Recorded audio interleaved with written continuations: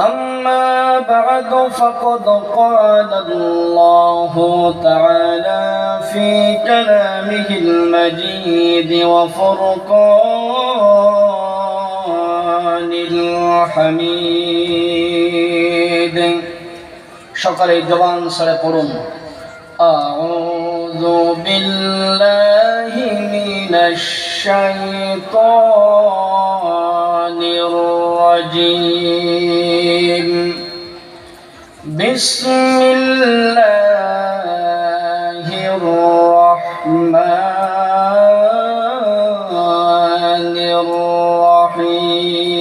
الرحيم يا أيها الرسول بلغ ما أنزل إليك من ربك وإن لم تفعل فما بلغت رسالته والله يعصمك من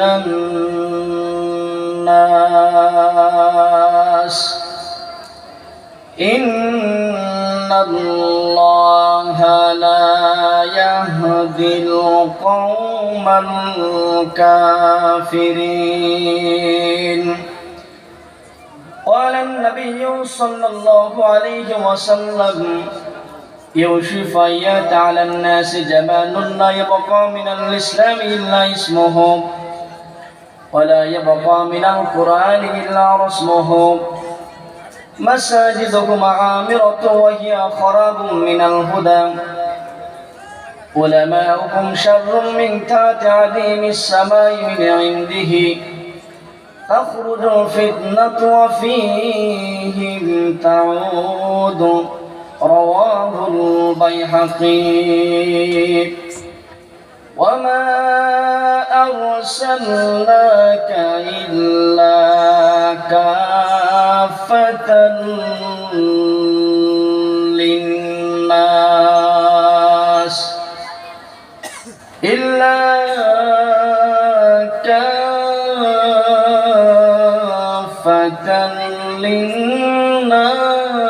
للناس بشيرا ونذيرا এটা আওয়াজ করে বলা যাবে না আল্লাহু আকবার চিৎকার করে বলুন আল্লাহু আকবার ওয়ামা আরসালনাকা ইল্লা কাফাতান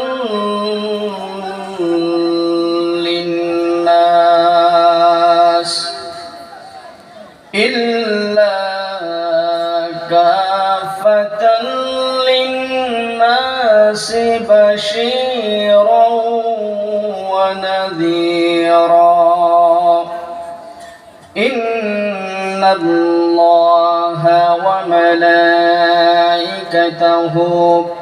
يصلون على النبي يا أيها الذين آمنوا صلوا عليه وسلموا تسليما اللهم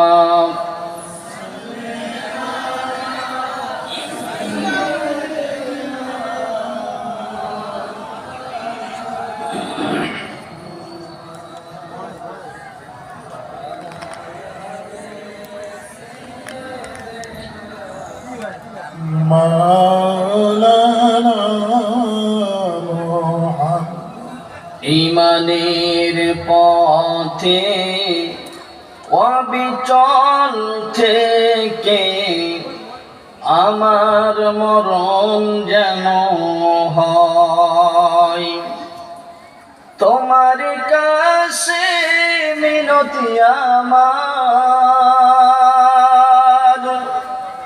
তোমার কাছে মিনতি আমার মহামহিম দয়াময় ইমানের পথে অবিচল থেকে আমার মরণ যেন হয়। আল্লাহুম্মা সাইয়্যিদিনা মাওলানা মুহাম্মদ ওয়া আলা আলিহি মাওলানা মুহাম্মদ। যে মানুষ মানুষের বেদনায় কেঁদেছিলেন জীবন মদিনায়,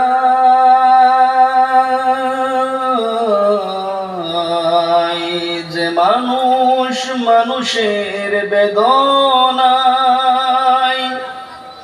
কেঁদেছিলেন জীবন মদিনায়,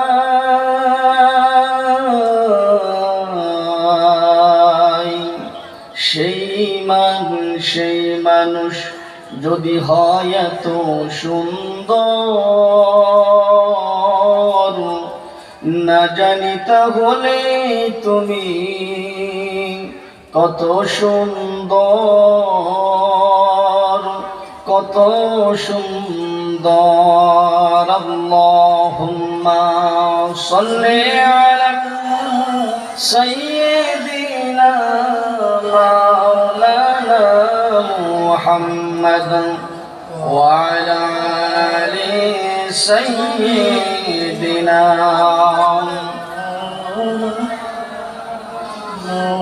হাজার ব্যথা বেদনার পরে ফিরে আসনি তুমি আপন ঘরে, দিনের আলো তুমি সরিয়ে দিতে চলে গেলে মদিনায় মক্কা ছেড়ে। হে রাসূল তোমাকে ভুলি আমি কেমন করে, হে রাসূল তোমাকে ভুলি আমি কেমন করে।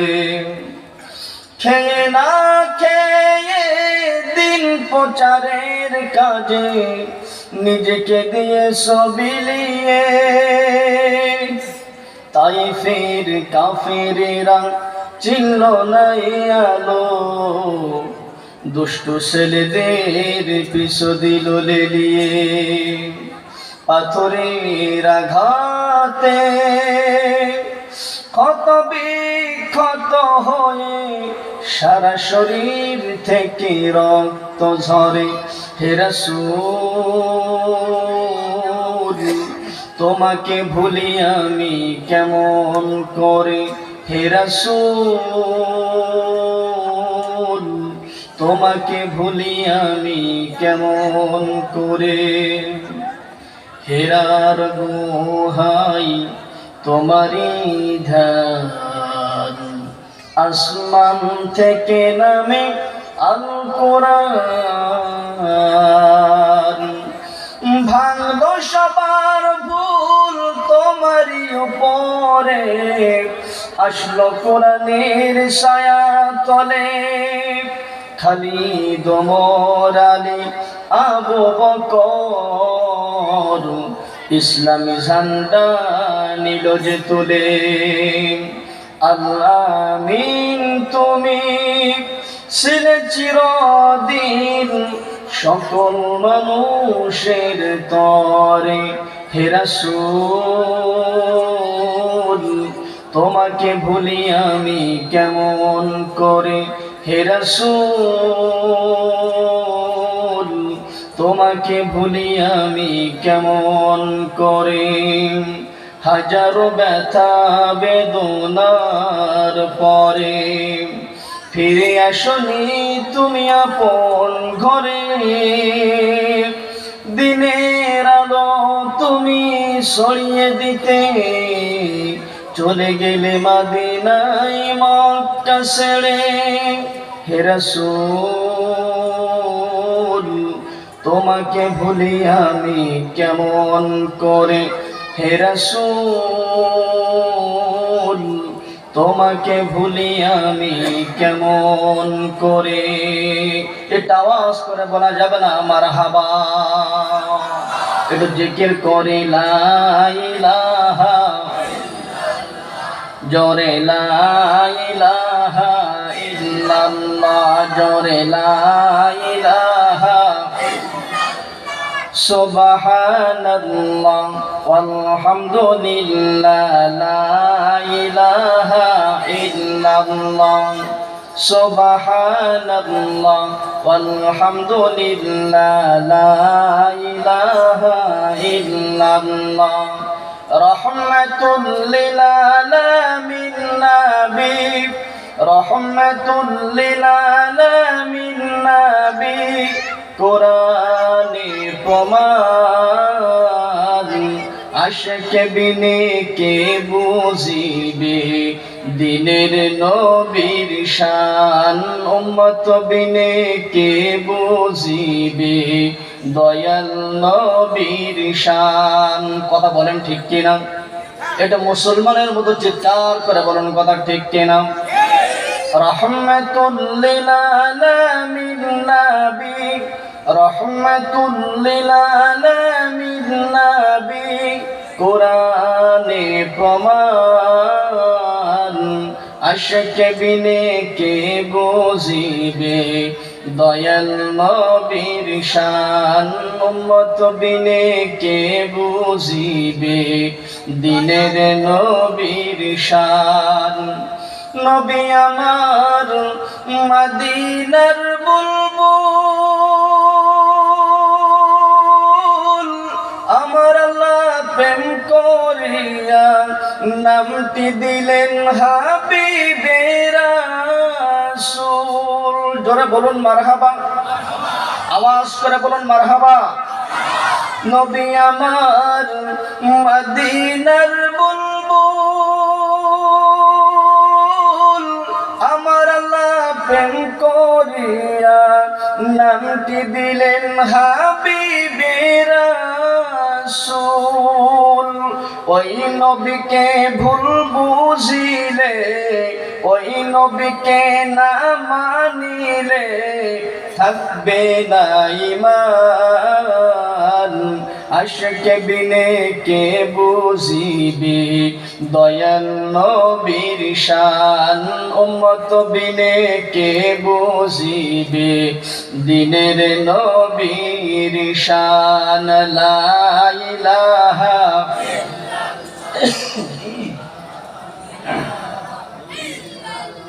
জোরে লা ইলাহা ইল্লাল্লাহ, জোরে লা ইলাহা সুবহানাল্লাহ ওয়ালহামদুলিল্লাহ, লা ইলাহা লা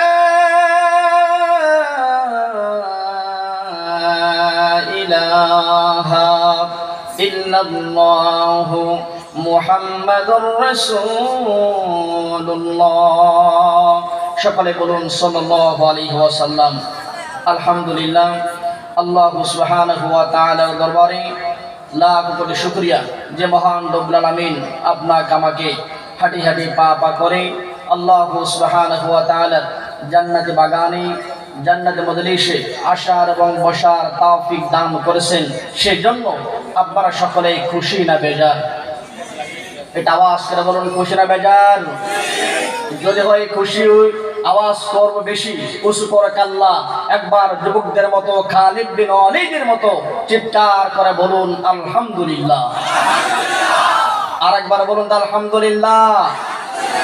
আল্লাহু আকবার, আল্লাহু আকবার, আল্লাহু আকবার। দুরুদ আর সালাম পেশ করছি শোষিত, নিপীড়িত, নির্যাতিত, নিষ্পেষিত মানবতার মুক্তির দিশারি সারারে কায়নাত আকা নামদারে তাজদারে মদিনা নূরে মুজাসসাম, নূরে মুকাররম, আপনার আমার জন্য যিনি ব্যারিস্টারের দায়িত্ব পালন করে করে আল্লাহ সুবহানাহু ওয়া তাআলার দরবারে ওকালতি করে আপনাকে আমাকে ভালোবেসে দয়া করে মায়া করে আল্লাহর কাছে সুপারিশ করে আমাদেরকে জান্নাতের মেহমান বানাবেন, সেই নবীর শানে আমরা সালাম এবং সুজুদ পাঠ করছি, সকলে বলছি সাল্লাল্লাহু আলাইহি ওয়াসাল্লাম। আমি আপনাদের কাছে একটু জানতে চাই, আপনারা সকলে কেমন আছেন? আওয়াজ করে বলুন আলহামদুলিল্লাহ। আমি কেমন আছি কেউ তো জিজ্ঞেস করলেন না। কেউ জিজ্ঞেস করবেন আমি কেমন আছি? আলহামদুলিল্লাহ। আল্লাহ সুবহানাহু ওয়া তাআলা দয়ার বরকতে আল্লাহ তাআলা আমাকেও ভালো রেখেছেন, সুস্থ রেখেছেন। বলার জন্য আল্লাহ তাআলা দূর দূরান্ত থেকে এনেছেন, শোনার জন্য আপনাদেরকে এনেছেন। উভয়কে আল্লাহ সুবহানাহু ওয়া তাআলা যেন দ্বীনের জন্য, ইসলামের জন্য কবুল করেন। সকলে বলুন আল্লাহুম্মা আমিন। আমি আপনাদের কাছে শুরুতেই একটা মেসেজ দিতে চাই। মেসেজটা হলো,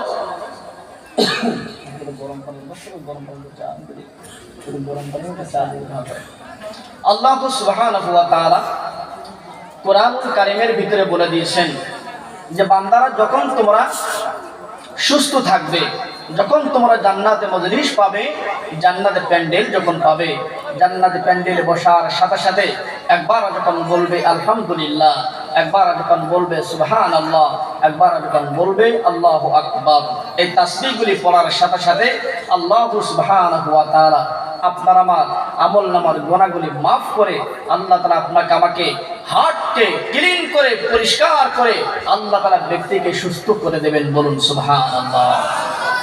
সম্মানিত ভাইরা, রাত্র গভীর হয়ে গেল, বেশি সময় কথা বলবো না। আপনাদের সামনে আমি একটু জানতে চাই, আল্লাহ সুবহানাহু ওয়া তাআলা কোরআনুল কারীমের ভিতরে কত সুন্দর করে বলে দিলেন।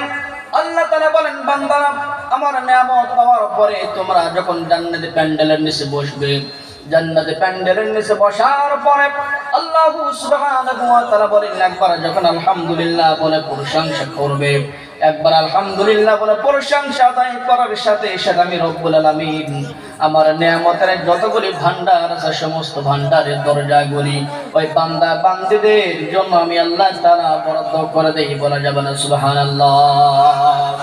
আল্লাহ সুবহানাহু ওয়া তাআলা বলেন, লা ইন শাকারতুম লাযীদান্নাকুম ওয়া লা ইন কাফারতুম ইন্না আযাবী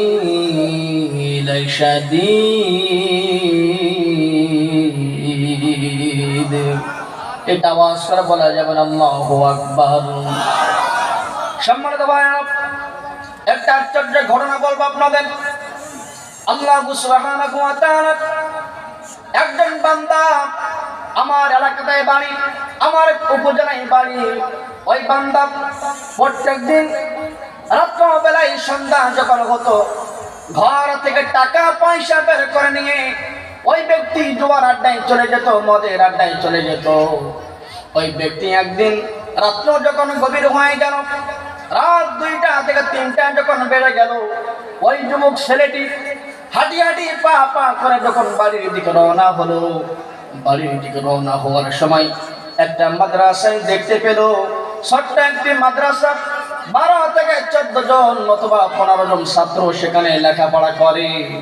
রাত্র যখন 2টা-2:30টার সময় ওই যুবক যখন মাতাল অবস্থায় যখন বাড়ির দিকে যাচ্ছিল, ওই যুবকটা পথের মধ্যে শুনতে পেল একজন ছোট্ট মাসুম বাচ্চার কান্না আওয়াজ। যখন শুনতে পেল, পাওয়ার পরে মনে মনে কল্পনা করতে লাগলো, এই ছোট্ট মাসুম বাচ্চাটি কিসের জন্য কাঁদে, কেন কাঁদে, কিসের জন্য কাঁদে। মনে মনে কল্পনা করে ওই মাদ্রাসার পিছনে দাঁড়িয়ে রইলেন।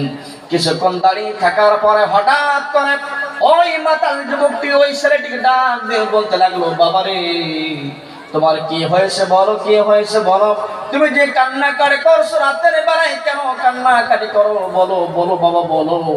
ওই ছেলেটি তখন বলা শুরু করে দিল, ভাই আমার আজকে সকাল যখন হয়ে যাবে আমার উস্তাদের কাছে কোরআনুল কারীমের পড়া মুখস্থ করে দিতে হবে, কিন্তু আমার ঘরে কোনো লাইন নাই, মাদ্রাসায় আমার কোনো ব্যবস্থা নেই। আল্লাহ তাআলা আমাকে টাকা দেয় নাই, পয়সা দেয় নাই। আমার মা, আমি যখন আমার বয়স যখন 3 বছর, আমার মা দুনিয়া থেকে বিদায় হয়ে গেল।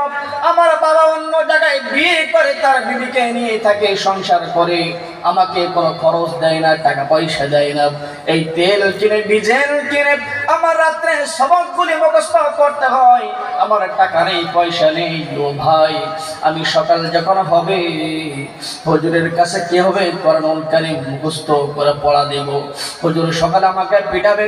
ওই যুবকটা, ওই ছেলেটির কথা শুনে তখন ভাবতে লাগলো, কি ব্যাপার, এত টাকা আমি ওই মদের আড্ডাখানায় খরচ করি।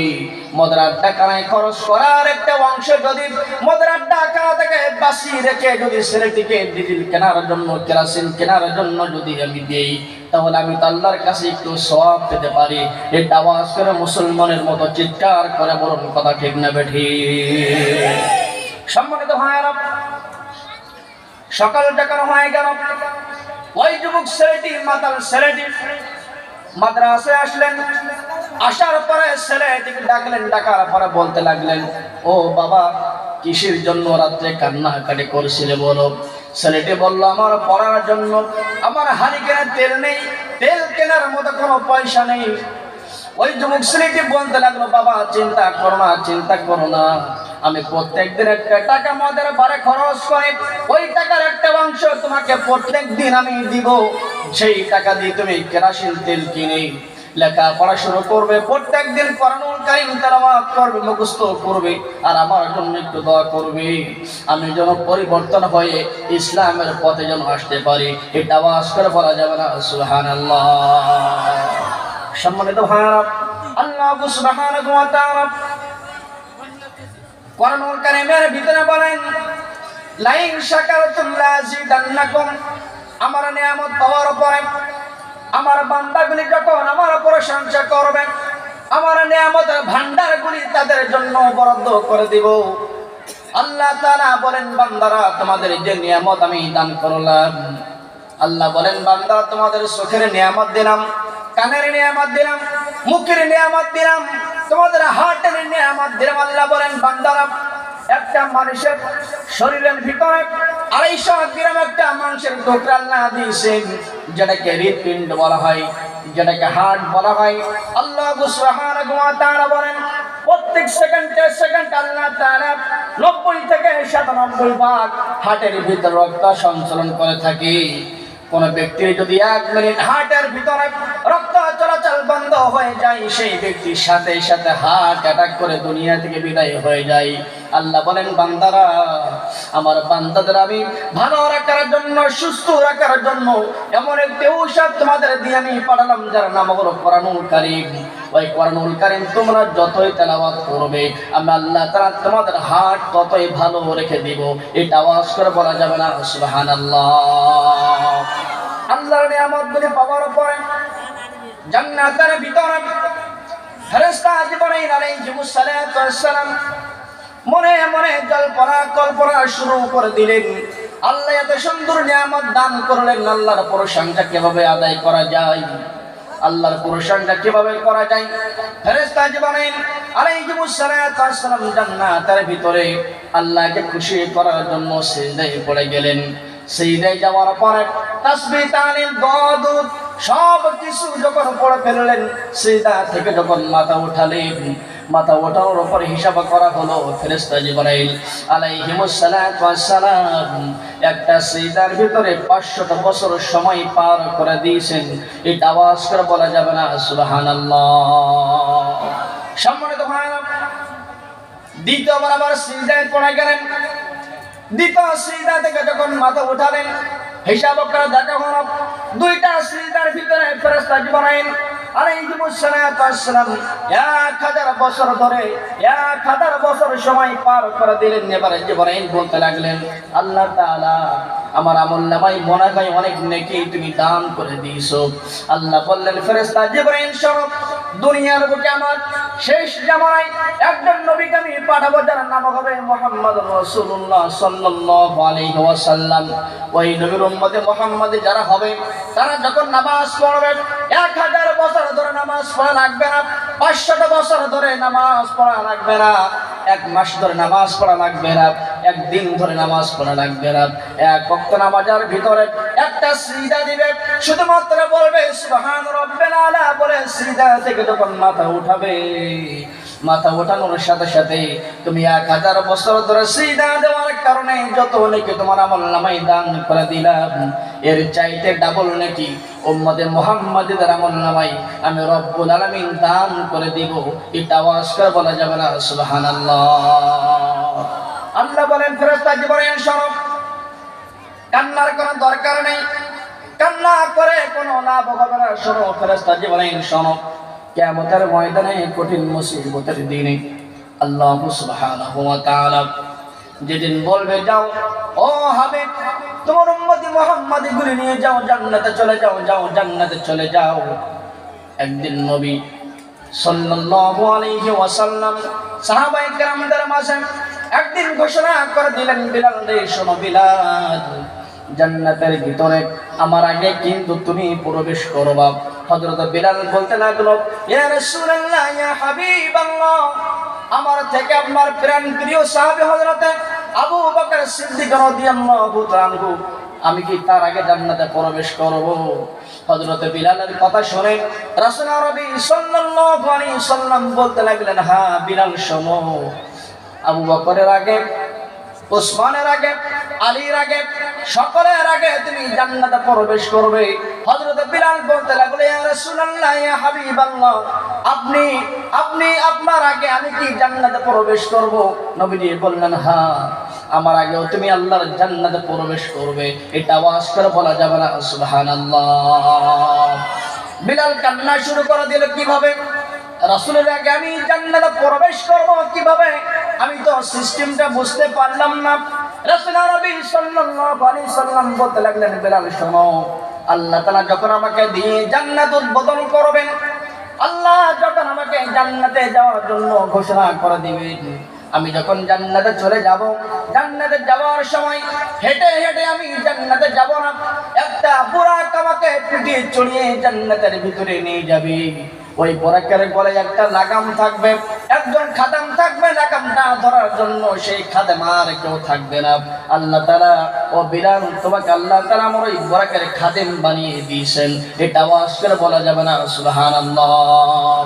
সম্মানিত ভাইরা, আল্লাহ সুবহানাহু ওয়া তাআলা কোরআনুল কারীমের 6 নম্বর সূরা, 7 নম্বর পারা, 17 নম্বর সাফা, সূরা নাম হলো সূরা মায়দা, আয়াত নাম্বার 67। আমি একদম সরাসরি আলোচনার ভিতরে প্রবেশ করলাম।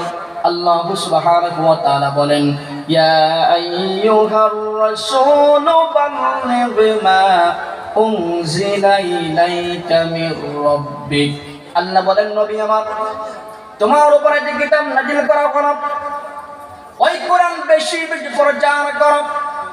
রাসূল আরবি সাল্লাল্লাহু আলাইহি ওয়াসাল্লাম সাহাবায়ে কেরামদের মাঝে কথাগুলি যখন বললেন, হযরত আবু বকর সিদ্দিক রাদিয়াল্লাহু তাআলা আনহু তিনি ভাবতে লাগলেন, ইয়া রাসূলুল্লাহ ইয়া হাবিবাল্লাহ, আপনি তো কোরআন প্রচার করেন, আবার বেশি বেশি কোরআন প্রচার করতে হবে, আমি কারণটা বুঝলাম না, একটু আমাকে বুঝিয়ে বলুন।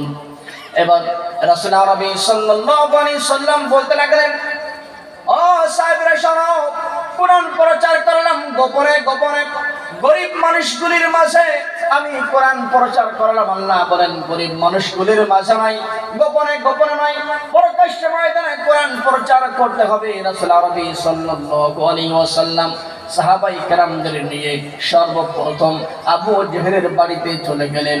আবু জেহেলের বাড়িতে যাওয়ার পরে বললেন, ও চাচা, আল্লাহর কোরআনুল কারীম তোমার সামনে আমি তেলাওয়াত করে শোনাতে চাই।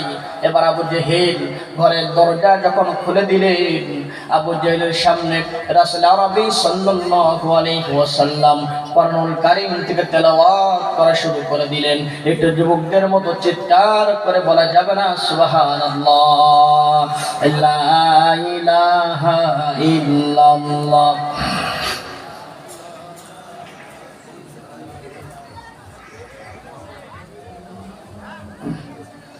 লা ইলাহা ইল্লাল্লাহ, জোরে লা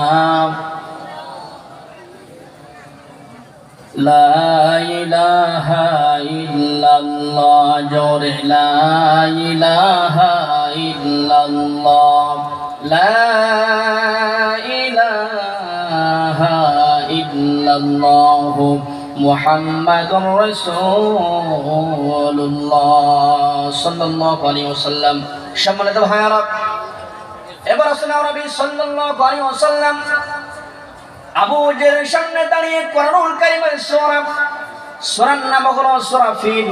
আমার সাথে সকলে তেলাওয়াত করুন।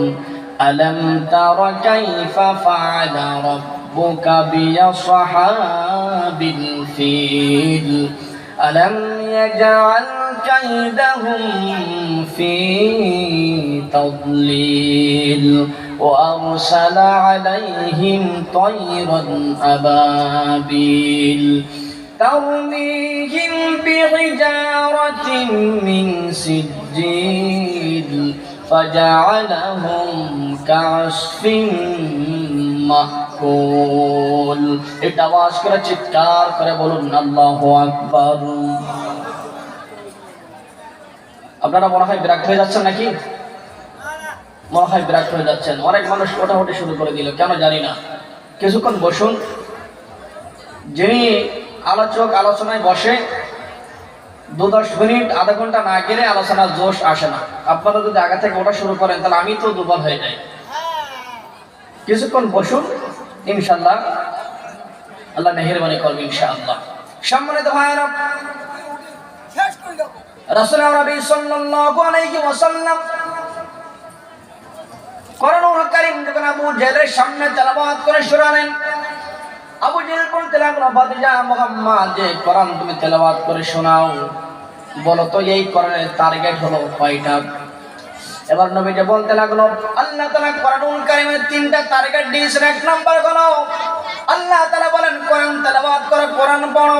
ইকরা বিসমি রাব্বিকাল্লাযী খালাক খালাকাল ইনসানা মিন আলাক। এটা আওয়াজ করে চিৎকার করে বলুন সুবহানাল্লাহ।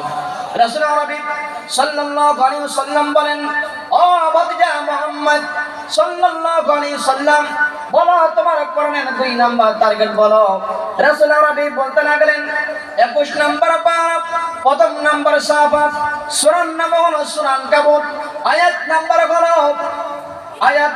হলো 45। আল্লাহ সুবহানাহু ওয়া তাআলা বলেন, উতলু মা উহিয়া ইলাইকা মিনাল কিতাবি ওয়া আকিমিস সালাহ ইন্নাস সালাতা তানহা আনিল ফাহশাই ওয়াল মুনকার ওয়া লাযিকরুল্লাহি আকবার ওয়াল্লাহু ইয়ালামু মা তাসনাউন। রাসূলুল্লাহ বললেন, ও চাচা যান, আল্লাহ তাআলা ওহির মাধ্যমে যে কোরআন আমার উপরে নাজিল করে দিয়েছেন, ওই কোরআন বেশি বেশি তেলাওয়াত করা। সম্মানিত ভাইরা, এই ময়দানের ভিতরে যতগুলো আল্লাহর বান্দা রয়েছেন, কারা কারা কোরআনুল কারীম পড়তে পারেন? আমি যদি আপনাদের হাত উঠাতে বলি, এর ভিতরে দেখা যাবে 3 ভাগের 2 ভাগ কোরআনুল কারীম তেলাওয়াত করতে পারে না। আর যারা কোরআনুল কারীম 1% মনে করেন, 3% এর ভিতরে 2% কোরআনুল কারীম তেলাওয়াত করতে পারে না, আর 1% কোরআনুল কারীম তেলাওয়াত করতে পারে। তারপরেও ওই 1% এর ভিতরে কোরআনুল কারীমের তেলাওয়াত সকলের সহি শুদ্ধ হয় না। রাসূল নবী সাল্লাল্লাহু আলাইহি ওয়াসাল্লাম বলেন, এই কোরআনুল কারীম তোমরা যদি ঘরের ভিতরে তেলাওয়াত করতে পারো, যে ঘরের ভিতরে কোরআন পড়া হয়, ওই ঘরের ভিতরে আল্লাহ সুবহানাহু ওয়া তাআলা রহমতের বাড়ি দ্বারা বৃষ্টির ফোঁটার মতো বর্ষণ করেন। এটা আওয়াজ করে বলা যাবে না সুবহানাল্লাহ। রাসূল নবী সাল্লাল্লাহু আলাইহি ওয়াসাল্লাম মসজিদ নববী থেকে নামাজ আদায় করে ঘরের ভিতরে আসতেছিলেন।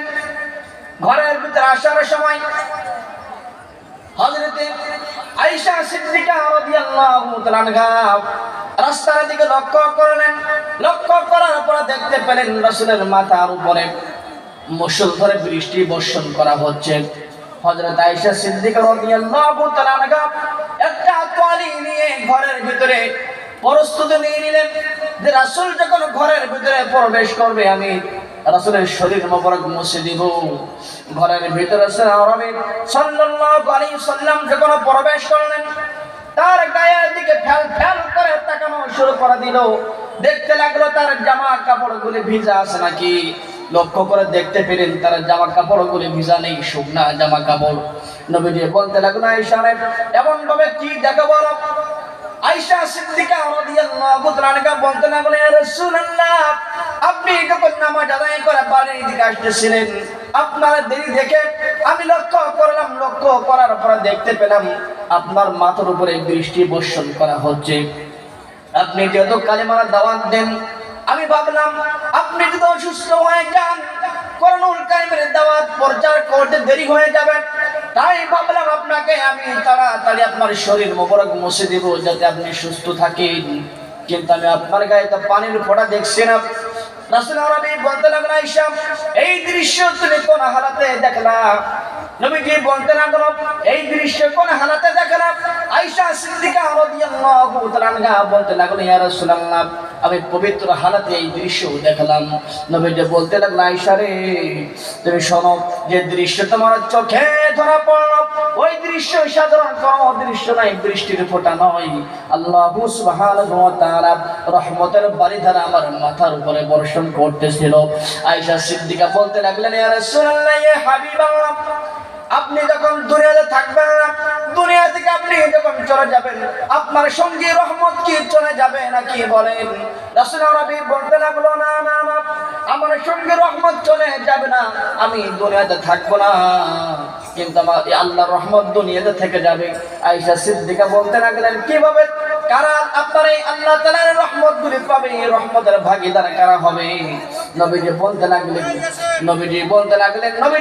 লাগলেন রহমতের ভাগীদার কারা হবে জান্নাতে মজলিসে যখন বসবে আল্লাহর কোরআনের মজলিসে যখন বসবে যে বান্দা বান্দেরা তাদের মাথার উপরে নাযালাত আলাইহিমুস সাকিনা ওয়া গাশিয়াতুহুমুর রাহমা আল্লাহ তাআলার পক্ষ থেকে রহমতের বারিধারা বৃষ্টির ফোঁটার মতো বর্ষণ হবে।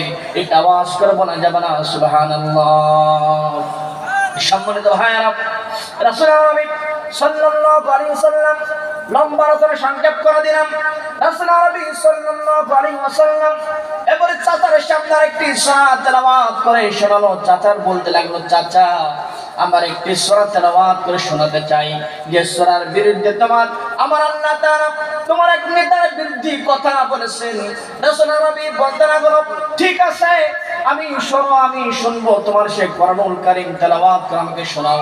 এবার রাসূল আরবি তেলাওয়াত করা শুরু করে দিলেন তাব্বাত ইয়াদা আবি লাহাবি ওয়া তাব্বা মা আগনা আনহু মালুহু ওয়া মা কাসাবু সায়াসলা নারান যাতা লাহাবি ওয়া ইমরাতুহু হাম্মালাতাল হাতাব ফি জিবিহা হাবলুম মিন মাসাদ। এটা আওয়াজ করে বলুন আল্লাহু আকবার।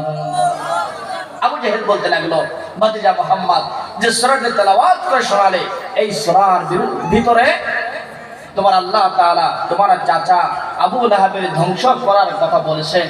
এই সূরাটি হুবহু আমি কি তোমার চাচা আবু লাহাবকে তেলাওয়াত করে শোনাবো? নবীজি বললেন হ্যাঁ আপনি শোনাতে পারেন, আমি কোনো চিন্তা করি না, যান আপনি তেলাওয়াত করে শোনান। সকাল যখন হয়ে গেল আবু জাহেল চলে গেল। আবু লাহাবের বাড়িতে যাওয়ার পরে দরজা নক করল। আবু লাহাব দরজা খুলে দিল। আবু লাহাব বলতে লাগলো কি ব্যাপার মক্কার বড় নেতা আমার বাড়ি কি মনে করে বলো। আবু জাহেল বলতে লাগলো ভাতিজা মুহাম্মদ তোমার বিরুদ্ধে একটা কোরআনুল কারীমের সূরা তেলাওয়াত করে শুনিয়েছে যে সূরার ভিতরে তোমার ধ্বংস করার কথা বলা হয়েছে, যে সূরার ভিতরে তোমার স্ত্রী ধ্বংস হবে সে কথা বলা হয়েছে, তোমার হাত ধ্বংস হবে সেই কথা বলা হয়েছে, তোমার সয় সম্পত্তি ধ্বংস হবে সে কথা বলা হয়েছে। এবার আবু লাহাব বলতে লাগলো, ভাই আবু জেহেল, আর দেরি করা যাবে না, আর ধৈর্য ধারণ করা যাবে না, আমি আর দেরি করতে চাই না, আমি মুহাম্মদকে দুনিয়া থেকে বিদায় করে দিব। আবু জেহেল বলতে লাগলো, ভাই আবু লাহাব, আমি আব্দুল্লাহর বেটা মুহাম্মদকে মারার জন্য একবার নয়, দুইবার নয়, তিনবার নয়, চারবার নয়, 50 থেকে 55 বার চেষ্টা করলাম, তারপরেও আব্দুল্লাহর বেটা মুহাম্মদকে দুনিয়া থেকে বিদায় করতে পারি নাই। এটা আওয়াজ করে বলা যাবে না সুবহানাল্লাহ। আবু জেহেল বলতে লাগলো, মুহাম্মদকে মারা সহজ ব্যাপার নয়। আবু লাহাব বলতে লাগলো, আমার কাছে একজন বীর আছে, ওই বীরকে আমি ভাড়া করব, কন্ট্যাক্ট করব, নারী চাইলে নারী দিব, বাড়ি চাইলে বাড়ি দিব, অর্থ সম্পদ চাইলে অর্থ সম্পদ দিব, স্বর্ণ মুদ্রা চাইলে স্বর্ণ মুদ্রা দিব। ওই বীরকে ভাড়া করব, কন্ট্যাক্ট করব, বীর মুহাম্মদের কণ্ঠডালি ধরবে আর মুহাম্মদকে দুনিয়া থেকে বিদায় করে দিবে। সকাল যখন হয়ে গেল, আবু জেহেল আবু লাহাব একত্রিত হয়ে ওই বীরের বাড়ি চলে গেল, বীরকে কন্ট্যাক্ট করার জন্য বীরের বাড়ি চলে গেল। দরজায় যখন নক করলো, বীর দরজা খুলে দিল। এবারে বীর বলতে লাগলো, মক্কার বড় বড় দুইজন লিডার আমার বাড়ি কি মনে করে বলো। আবু লাহাব বলতে লাগলো, আব্দুল্লাহর বেটা মুহাম্মদকে দুনিয়া থেকে বিদায় করে দেওয়ার জন্য তোমার কাছে আসলাম, তোমাকে ভাড়া করার জন্য আসলাম। এবার বীর বলতে লাগলো, আবু জেহেল, যাকে মারার জন্য আমাকে ভাড়া করতে আসলে বলো বলো সেই ব্যক্তি দেখতে কেমন বলো। আবু জেহেল কান্না করা শুরু করে দিল। আবু জেহেল বলতে লাগলো, ও বীর শোনো, আব্দুল্লাহর বেটা মুহাম্মদ দেখতে কেমন আমি বলতে পারবো না, কিন্তু একবার পূর্ণিমা চাঁদের রাতে আমি বাইতুল্লাহর চত্বরে গিয়েছিলাম। বাইতুল্লাহর চত্বরে যাওয়ার পরে আমি লক্ষ্য করে দেখলাম, একবার চাঁদের দিকে তাকাই, একবার নবী মুহাম্মদের দিকে তাকাই, একবার চাঁদের দিকে লক্ষ্য করে, একবার নবী মুহাম্মদ সাল্লাল্লাহু আলাইহি ওয়াসাল্লামের মুখের দিকে লক্ষ্য করে। আমি লক্ষ্য করে দেখতে পেলাম ওই চাঁদের ভিতরে ফাটা ফাটা কিছু দাগ দেখা যায়, কিন্তু নবী মুহাম্মদের মুখের ভিতরে কোনো দাগ দেখা যায় না। এটা আওয়াজ করে বলা যাবে না সুবহানাল্লাহ।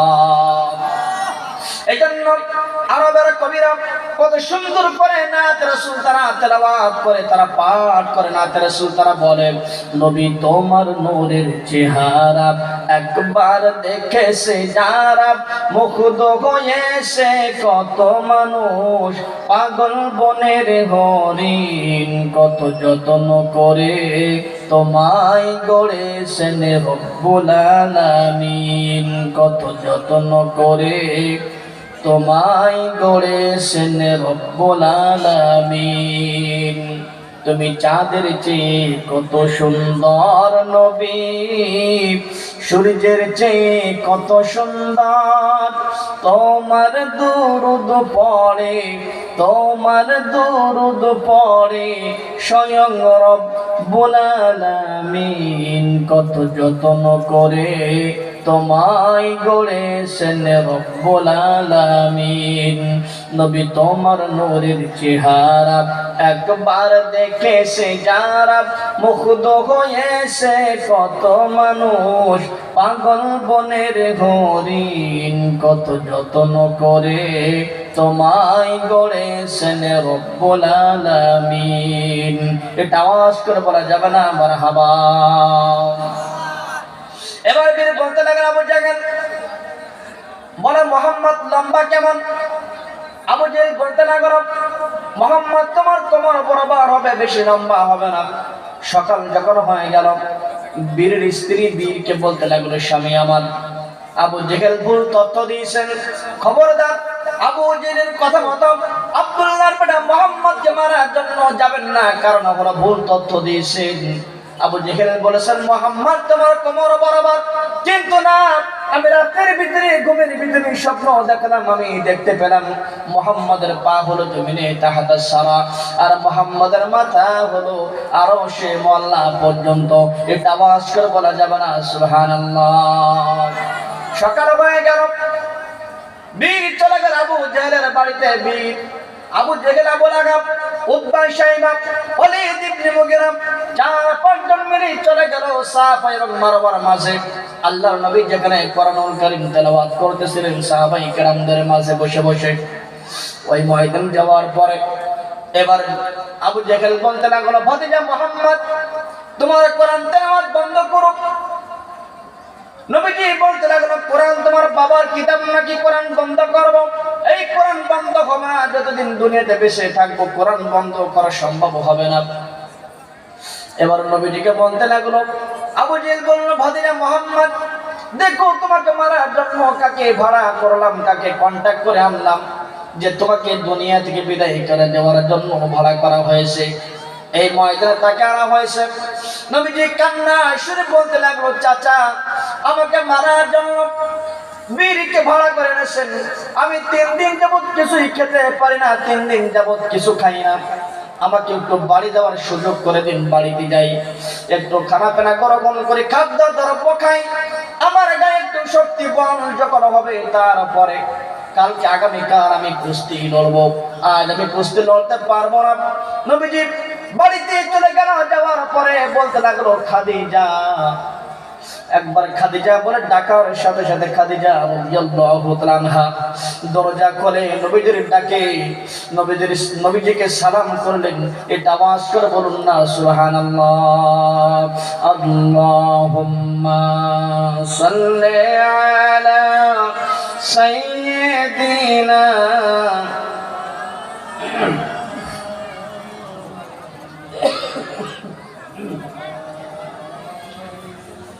سيدنا اللهم صل على سيدنا مولانا محمد وعلى آل سيدنا حبيبنا محمد। হযরত খাদিজা রাদিয়াল্লাহু তাআলা নবীকে বলতে লাগলেন, হে রাসূলুল্লাহ, ইয়া হাবিবাল্লাহ, কি হয়েছে বলেন। নবীজি বলতে লাগলেন, আমার চাচা আবু জাহেল বলাগা উতবা সাইবা আমাকে মারার জন্য বীর কি বড়া করে সাফা এবং মারওয়ার মাঝে গিয়েছিল। আমি একটা দিনের জন্য সময় নিয়ে বাড়িতে আসলাম, আমাকে একটু খাদ্য দাও, আমার গায়ে একটু শক্তি বাড়াও, নাইলে তার সঙ্গে কিভাবে আমি কুস্তি লড়বো, কিভাবে কুস্তি করব, মারামারি করব। খাদিজা রাদিয়াল্লাহু তাআলা আনহা এবার বলতে লাগলেন, স্বামী আমার, ইয়া রাসূলুল্লাহ, ইয়া হাবিবাল্লাহ, 3 দিন আগে আপনি যখন বাড়ি থেকে বের হয়ে গেলেন, ঘরের ভিতরে 2টা খুরমা খেজুর ছিল। 2টা খুরমা খেজুর থেকে একটা খুরমা আপনি নিয়ে গেলেন, আরেকটা খুরমা আমার জন্য রেখে গিয়েছিলেন। একটা খুরমা আমার জন্য যেটা রেখেছিলেন, ওই খুরমাটি আমার কাছে থাকা অবস্থায় একজন ভিক্ষুক আমার কাছে আসছিল। ওই ভিক্ষুককে একটা খুরমার অর্ধেক খুরমা তাকে আমি দান করে দিয়েছিলাম। আর অর্ধেক খুরমা আমি খাদিজা রাদিয়াল্লাহু তাআলা আনহা 3 দিন আগে কে 3 দিন যাবত শুধু পানি ছাড়া আমি মুখে কিছু দিতে পারি নাই।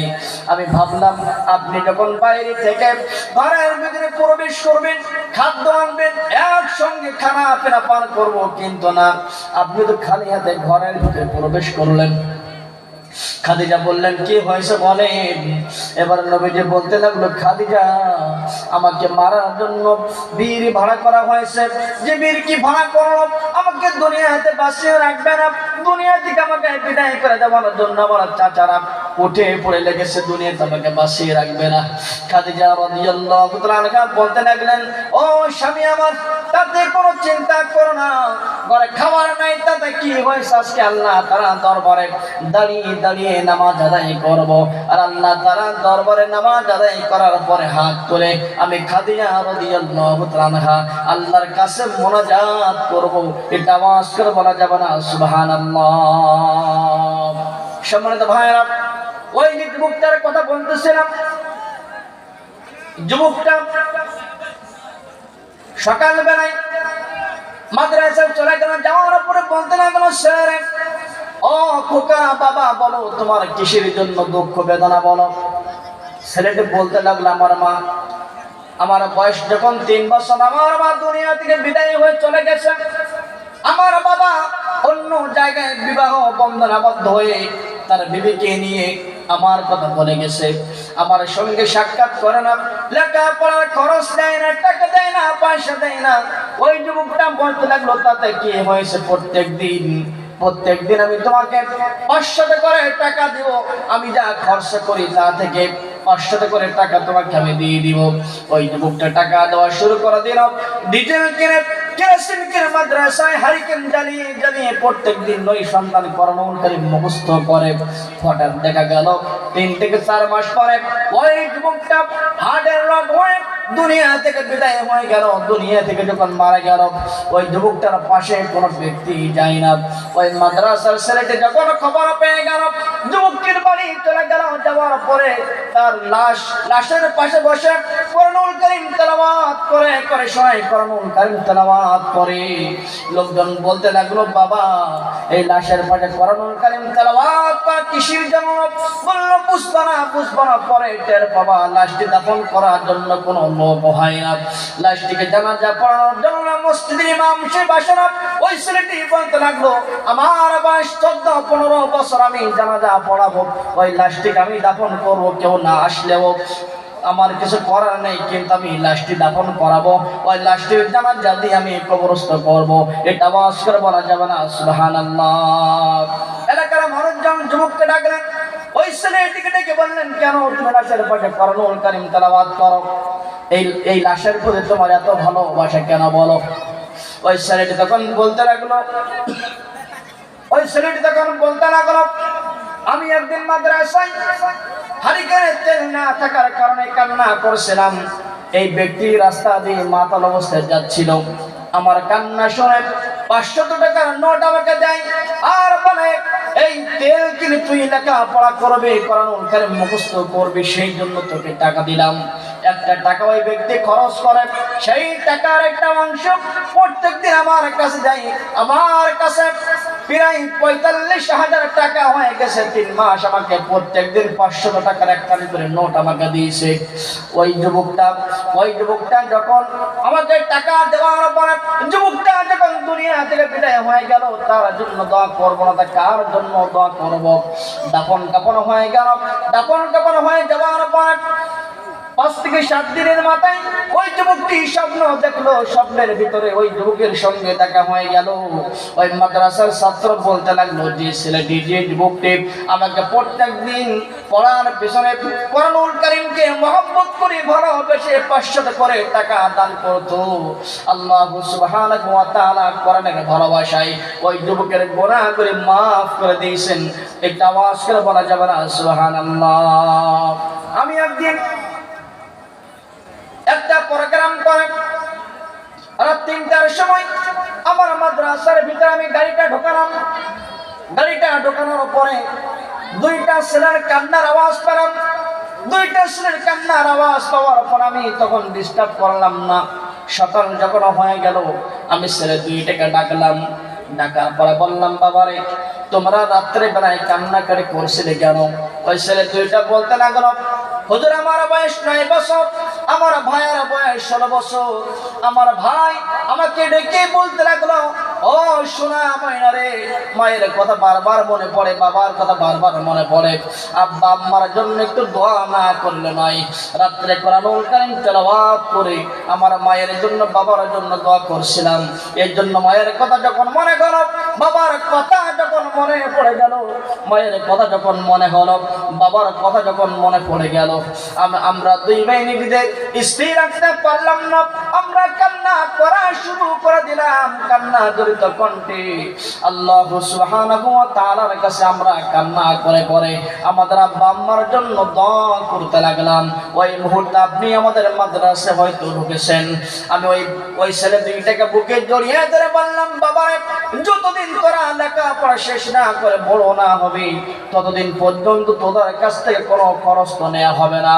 আর যতদিন পর্যন্ত এই মাদ্রাসা টিকে থাকবে, ততদিন এই মাদ্রাসায় লেখাপড়া করার জন্য তোদেরকে আমি স্থান করে দিলাম। এটা আওয়াজ করে চিৎকার করে বলুন সুবহানাল্লাহ।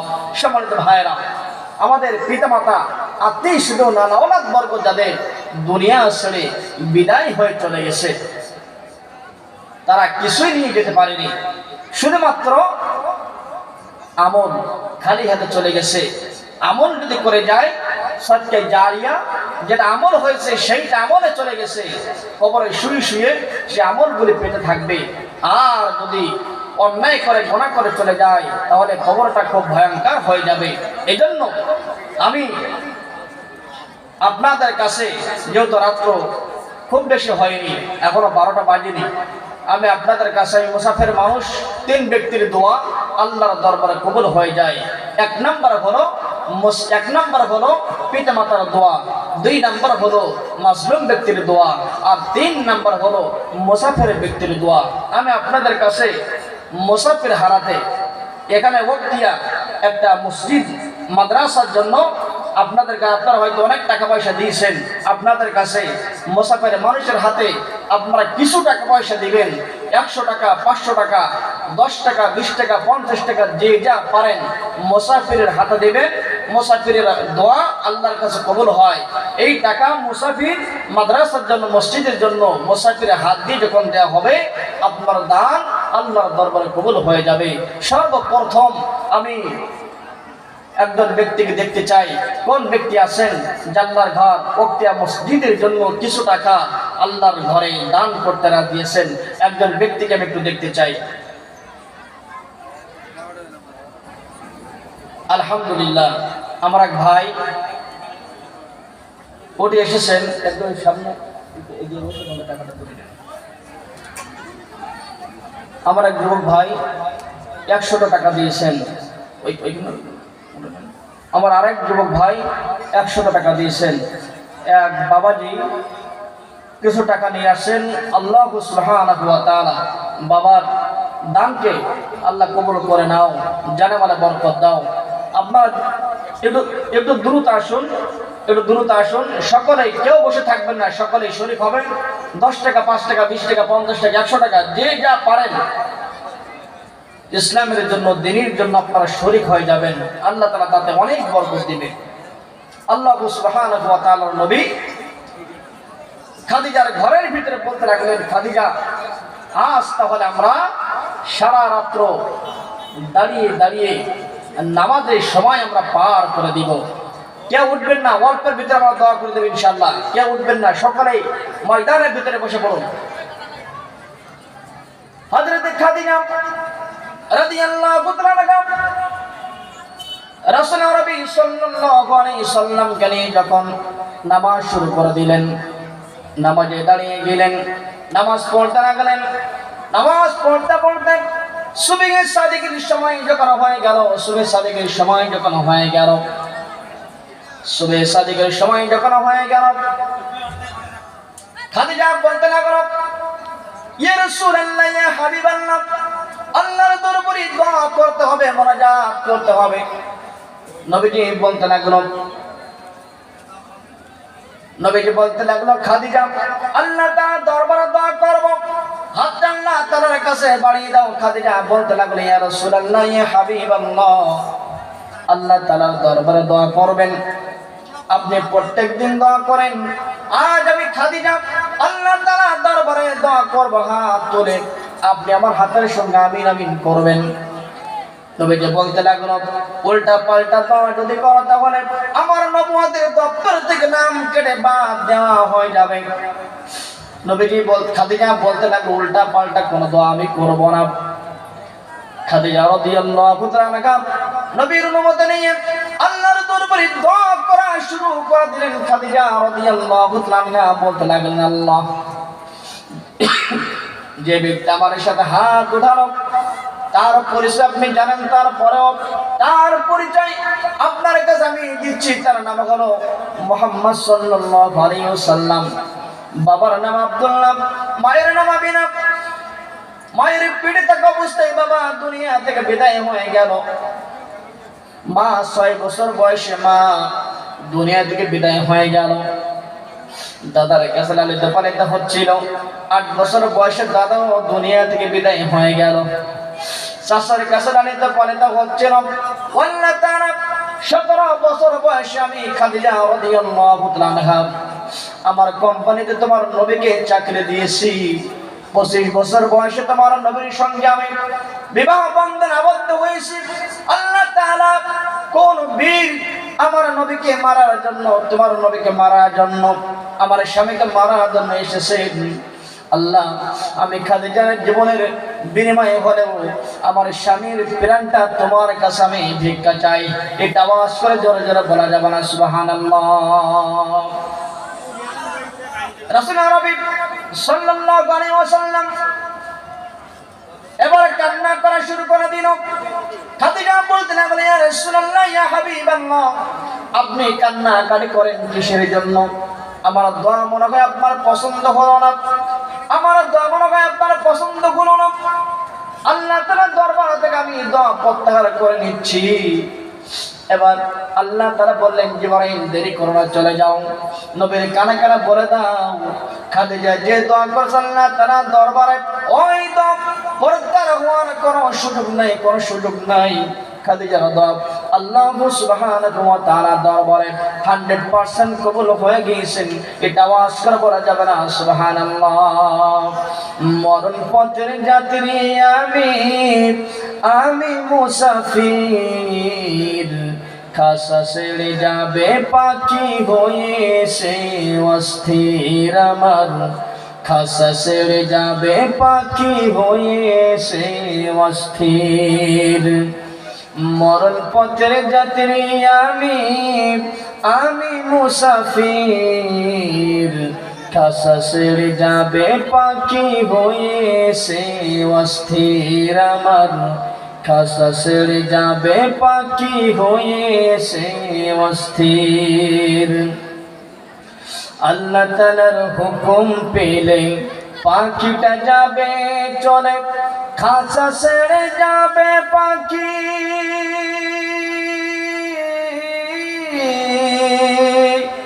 কিছুই না বলে। আল্লাহ তাআলার হুকুম পেলে পাখিটা যাবে চলে, খাসা ছেড়ে যাবে পাখি,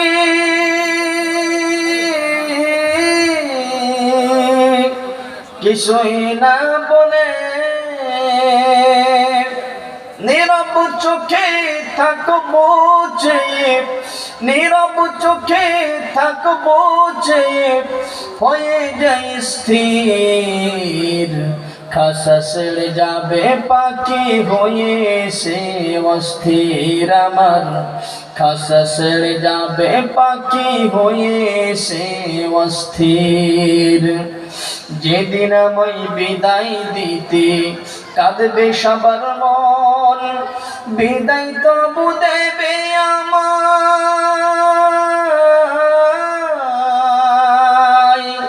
আপন স্বজন। যেদিন আমায় বিদায় দিতে কাঁদবে সবার মন, বিদায় তবু দেবে আমায়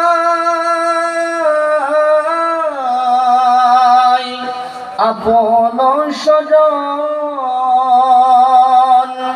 নীরব দেহ থাকবে পড়ে, নীরব দেহ থাকবে পড়ে, হয়ে যাওয়া ধীর, খাসা ছেড়ে যাবে পাখি হয়েছে অস্থির আমার, খাসা ছেড়ে যাবে পাখি হয়েছে অস্থির।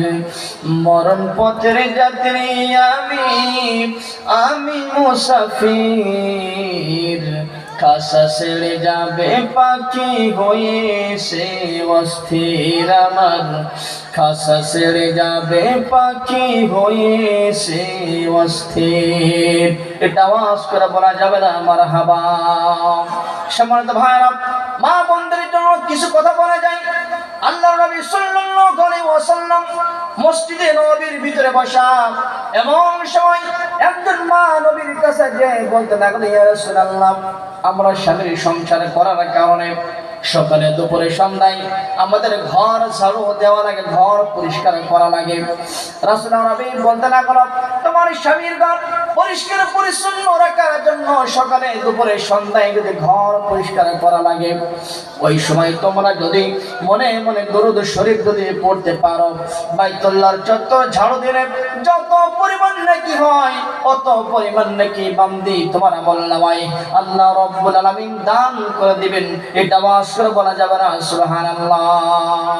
মা বোনদের জন্য রাসূল নবী সাল্লাল্লাহু আলাইহি সাল্লাম বলেন, আল মারওয়াতু ইযা সাল্লাত খামসা, মা বোনেরা যদি 4টি আমল করে তাহলে আল্লাহ তাআলা 8টি জান্নাতের দরজা দিয়ে মা বোনেরা প্রবেশ করতে পারবে। এক নাম্বার হলো আল মারওয়াতু ইযা সাল্লাত খামসা, মা বোনেরা 5 ওয়াক্ত নামাজ পড়বে। 2 নাম্বার হলো সামাত শাহরহা, রমজান মাসের ফরজ সিয়ামগুলি পালন করবে। 3 নাম্বার হলো ওয়াকাত বালাগা, স্বামীর খেদমত করবে। আর 4 নাম্বার হলো মা বোনদের জন্য রাসূল আরবি সাল্লাল্লাহু আলাইহি সাল্লাম বলেছেন, হাফিজাত ফুরুজাহা, লজ্জা স্থানের সতীর্থ হেফাজত করবে, পর্দা মেনে চলবে। এই 4টি কাজ আমল করবে যারা 8টি জান্নাতের দরজা দিয়ে জান্নাতের ভিতরে প্রবেশ করবে তারা। এটা আওয়াজ করে বলা যাবে না সুবহানাল্লাহ?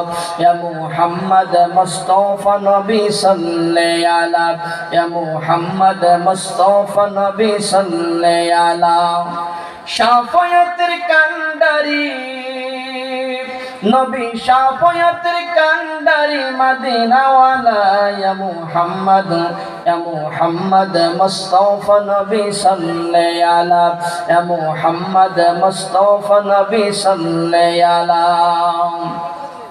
কেউ বলে নবী নূরের পতন, কেউ বলে নবী মদের সমতল, নাইসে পুতুল নাইসে মতুল, নবী নাইসে পুতুল নাইসে মতুল, নূরাল্লাহ ইয়া মুহাম্মদ, ইয়া মুহাম্মদ মুস্তাফা নবী সাল্লাল্লাহু আলা, ইয়া মুহাম্মদ মুস্তাফা নবী সাল্লাল্লাহু আলা, শাফায়াতের কান্ডারি নবী, শাফায়াতের কান্ডারি মদিনাওয়ালা, ইয়া মুহাম্মদ, ইয়া মুহাম্মদ মুস্তাফা নবী সাল্লাল্লাহু আলা।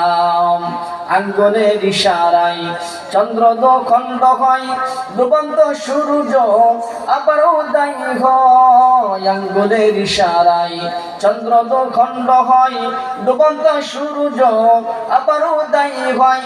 কেমন মুজিজা দিলেন নবীর, কেমন মুজিজা দিলেন আল্লাহ তাআলা।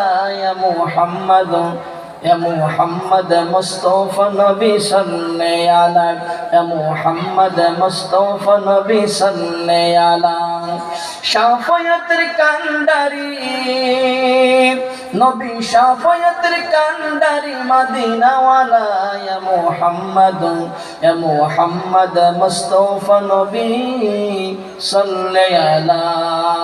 এটা আওয়াজ করে বলা যাবে না মারহাবা? আল্লাহুম্মা সাল্লি আলা। এখনই দোয়া করে দিব আমরা সকলে, একটু কাছে কাছে এগিয়ে বসি তো, এখনই দোয়া করে দেব ইনশাআল্লাহ। সকলে একটু কাছে কাছে এগিয়ে আসুন, কাছে কাছে এগিয়ে আসুন, মানে বসার আদবটা আমরা রক্ষা করি। সকলে একটু কাছে কাছে এগিয়ে আসুন, পিছ থেকে সামনে আসুন, এখনই দোয়া করা হবে ইনশাআল্লাহ। সকলেই একটু কাছাকাছি এগিয়ে বসুন। সকলেই মুসাফির মানুষ দোয়া করবে ইনশাআল্লাহ, আল্লাহর কাছে 100% দোয়া কবুল হয়ে যাবে। সকলের জন্য দোয়া করা হবে। আত্মীয় স্বজন আল্লাহ বরকত যারা কবর জগতের বাসিন্দা হয়েছেন সকলের জন্য দোয়া করা হবে। আল্লাহ সুবহানাহু ওয়া তাআলা তাদের সকলকেই যেন গুনাহগুলি ক্ষমা করে, তাদের আল্লাহ বরকত যারা কবরস্থ হয়েছেন তাদের গুনাহ ক্ষমা করে, তাদের কবরগুলি যেন জান্নাতুল রিয়াজিল জান্নাহ বানিয়ে দেন। সকলে বলুন আল্লাহুম্মা আমিন। আল্লাহুম্মা সাল্লি আলা সাইয়্যিদিনা মাওলানা মুহাম্মাদ ওয়া আলা আলি সাইয়্যিদিনা।